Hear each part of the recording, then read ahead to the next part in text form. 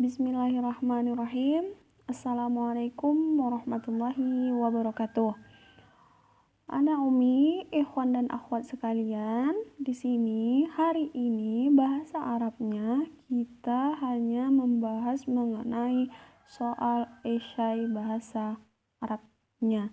Karena banyak Umi dapati masih banyak yang keliru dalam mengisi esai, dalam mengisi esai yang ada di sini. Oke? Jadi kita sama-sama membahas, sama-sama mengulang lagi pelajaran karena sebenarnya pelajaran ini sudah banyak kita pelajari, sudah banyak kita ulang. Oke, Anak Umi, siapkan buku catatannya ya. Oh ya, sebelumnya semoga Anak Umi dalam keadaan sehat ya. Banyak minum air putih, banyak olahraga juga, banyak makan sayur juga ya. Oke. Di sini siapkan buku catatannya, kita mulai pembelajarannya, kita mulai membahasnya. Yang pertama di sini soal nomor 1.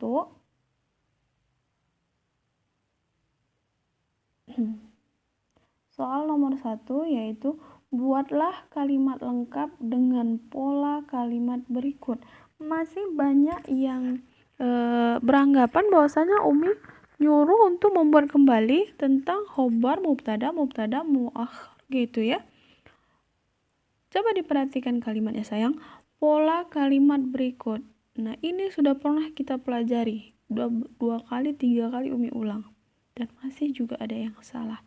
Oke, coba diperhatikan. Maksud dari ini semua. Dibuka buku catatannya yang tentang khobar, muqaddamu, mubtada'u, muakhar, dan an-na'tu. Coba dilihat. Ya, dibuka catatannya kembali. Kita bahas nomor 1 dulu. Di sini coba lihat polanya. Khobarun muqaddamun. Khobarun muqaddamun di sini, Nak. Di sini yang menjadi khobarun muqaddamun di sini, coba lihat di sini contohnya. Fil maktabati. Atau di bawahnya lagi kita lihat. Janibal madrasati. Bawahnya lagi kita lihat. Alal maktabi. Itulah yang disebut dengan khobarun muqaddamun. Nah, sudah selesai sampai situ. Di situ ada plus. Maksudnya setelahnya. Setelahnya apa? Mubtada'un muakhkharun. Apa yang menjadi mubtada'un muakhkharun di sini? Yaitu kata sifat. Maaf, kata benda. Ya. Apa dia? Coba dilihat di contoh nomor 1-nya. Kutubun. Nah, di situ yang menjadi mubtada'un muakhkharunnya yaitu kutubun. Di nomor 2 apa? Maktabatun. Nah, kemudian nomor 3-nya apa yang menjadi mubtada' muakhkhar? Kitabun. Nah, sampai sini paham? Kemudian na'tun. Apa na'tunnya? Oh, banyak. Kita sudah banyak mempelajari na'tun ya sayang ya. Kathiratun, kabiratun, khalizun. Nah, di sini itu yang dipakai. Masih banyak lagi yang lain. Nah, apa misalnya lagi? Tawilun, qasirun, sakhinun, rokikun, banyak anak tuh. Banyak yang gagal fokus di sini ya. Coba dilihat baik-baik lagi ya. Maksudnya bukan Umi suruh lagi buat khobar muqaddamun. Ada yang menulis langsung seperti itu. Ada yang menjawab, ditulis kembali pola ini tadi. Nah, apa maksud pola? Sama dengan matematika, yaitu rumus. Nah, udah pernah Umi bilang. Ini rumusnya dalam membuat kalimat ini. Nah, ini rumusnya. Khobarun muqaddamun. Kemudian diikuti dengan mubtada'un muakhkharun. Kemudian diikuti dengan na'tu. Seperti itu. Ya. Masih banyak yang terbalik-balik. Nah, masih banyak yang belum paham. Coba diperhatikan kembali. Oke, Umi sampai sini paham? Kemudian, nomor 2. Soal nomor 2 yaitu menyebutkan kosakata yang ada di dalam kantin. Alhamdulillah semuanya kita udah Umi tuliskan ya. Fil maksob ya di dalam kantin. Ada banyak, waktu itu juga Umi ada suruh menghafal. Nah, 5 yang baru atau 3 waktu itu ya. Kalimat baru atau kata-kata baru yang anak Umi dapat di kosakata fil maksob itu tadi. Nah, di sini Umi bacakan aja deh kembali ya supaya bisa sama-sama kita mengingatnya apa gitu. Di sini ada di dalam maksob, di dalam kantin biasanya ada apa aja? Ada to'amun, makanan, syarabun, minuman, kemudian rozun, nasi, hisaun, sup, kemudian apa lagi? Khubzun, roti, baydun. Nah, atau seringan Umi sebut baydotun, sama, nggak apa-apa, nggak masalah. Kemudian samakun, ya ada ikan, fish. Mashwiyun, dipanggang ya. Maqliyun, goreng. Kemudian kohwatun, kopi. Labanun, susu. Zanjabilun, jahe. Syayun, teh. Dan masih banyak lagi alat-alatnya. Kemarin itu banyak yang menyebut tentang alatnya. Ada yang syaukatun, ada mil'akotun. Apa syaukatun? Garpu. Kemudian mil'akotun, sendok. Kemudian ada kubun, sohnun. Banyak lagi. Nah, disebut. Dan ini rata-rata sudah benar ya. Karena hanya penyebutannya saja. Kemudian menyebutkan kata kerja. Nah, di sini juga masih banyak yang salah kaprah. Yang mana kata kerja? Yang Umi sebut kata kerja yang ada pasangannya. Kemarin bilang kan, ada stripnya, ada pasangannya. Seperti apa? Jalasa, kawannya ya jelisu. Karena dua ini nggak boleh dipisah. Nah, dua-dua ini bergandengan. Ya, nanti di kelas berikutnya kita akan mempelajari ini lebih dalam lagi. Ya, coba dilihat. Jalasa yajlisu, duduk. Kemudian istama'a yastami'u, mendengarkan. Kemudian syaraha yashrahu, menjelaskan. Nah, kemudian apalagi?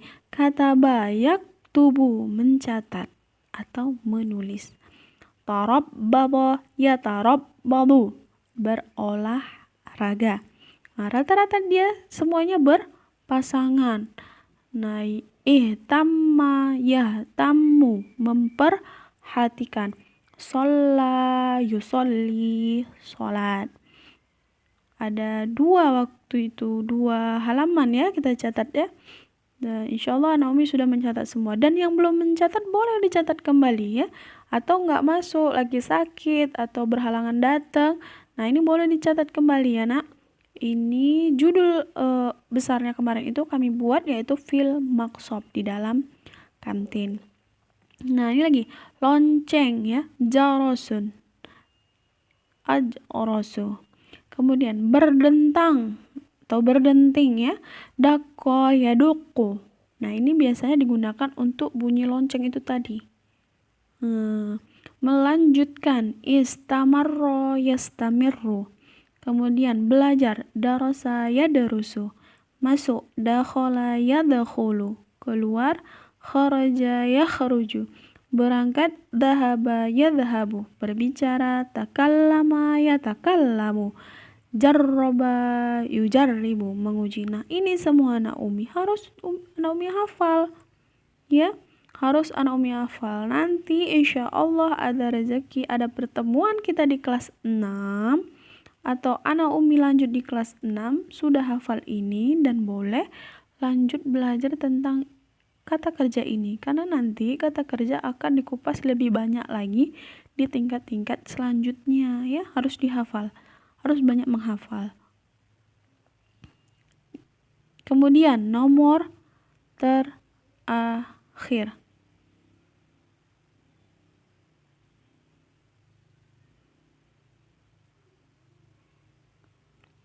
nomor 4 ya. Membuat kalimat lengkap dengan harfu jar dan harfu zorf. Nah, di sini yang pertama kita bahas dulu tentang pembuatan kalimat dengan harfu zarfnya ya. Harfu zarf itu apa aja, Mi? Coba diperhatikan kembali buku catatannya. Dibuka kembali lagi buku catatannya. Sama-sama kita belajar lagi ya. Amama di depan, wara'a di belakang, khalfa atau khalfun bisa di belakang, fauqa di atas dan tidak tersentuh oleh bawahnya. Itu beda fauqa dan a'la ya. Kemudian tahta di bawah, janiba di samping, haula di sekitar, wasata di tengah-tengah, kharija di luar, dakhila di dalam. Nah, kayak mana cara pembuatannya? Diperhatikan lagi. Ini pembelajaran ini adalah pembelajaran di awal-awal semester 1. Kenapa Umi keluarkan lagi di semester 2 ini? Biar mengulang kembali. Ya, nggak ya Umi? Mengulang kembali biar nggak lupa-lupa. Ya. Lihat baik-baik.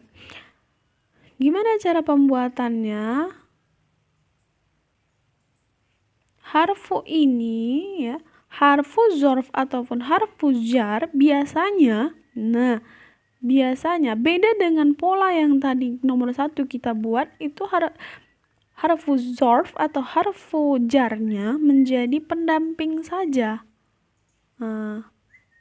Untuk mubtada muakhirunnya. Untuk muqaddamunnya ya.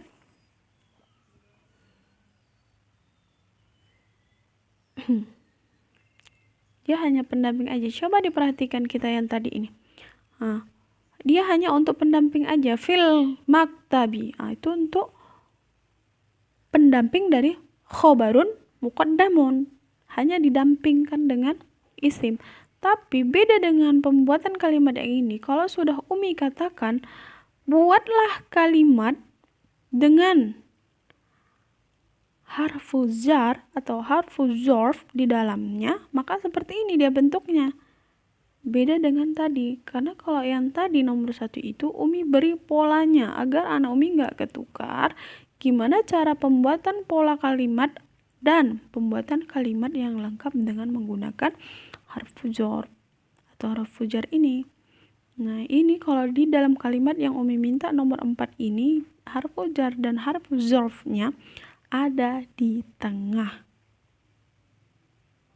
Ya, ada di tengah. Lihat, perhatikan. Al-madrasatu janibasyari'i. Sekolah itu di samping jalan. Apalagi? Al-maqsafu wara'al madrasati. Kantin itu di belakang sekolah. Kemudian as-sahatu amamal idarati. Halaman itu di depan kantor. Nah, itu yang membedakannya kadang-kadang ada Umi yang tertukar antara harfu zorf dan harfu jar. Hati-hati, jangan sampai tertukar. Maka dari itu dari kemarin Umi suruh menghafal dengan teliti mana yang harfu jar dan mana yang harfu zorf biar nggak tertukar. Nah, kemudian membuat kalimat dengan harfu jar. Harfu jar di sini hanya sedikit ya. Ada vi di dalam, ada li untuk atau milik, ka bagaikan atau seperti ya, ala di atas, min dari atau sebagian. Dan sering anak Umi gunakan di sini fi ala min. Nah, itu pasti. Itu sering banget anak Umi gunakan. Bagaimana cara penggunaannya? Sama penggunaannya. Ya.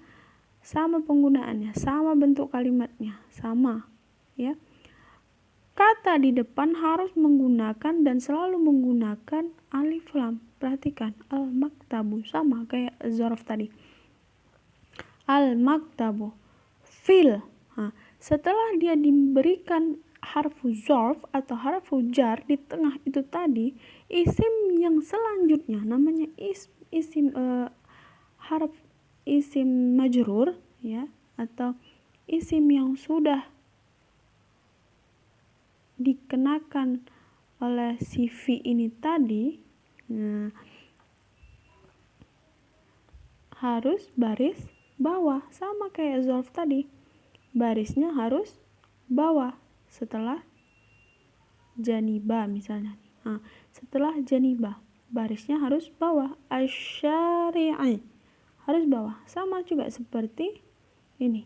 Setelah fi harus garis bawah, fil fasli, dan menggunakan alif lam. Yang harus diingat di sini, setelah dan sebelum kalimat fi atau kalimat zorfi dan kalimat jar, kata maksudnya ya, kata fi, ala misalnya, atau min, atau apa, itu harus baris bawah.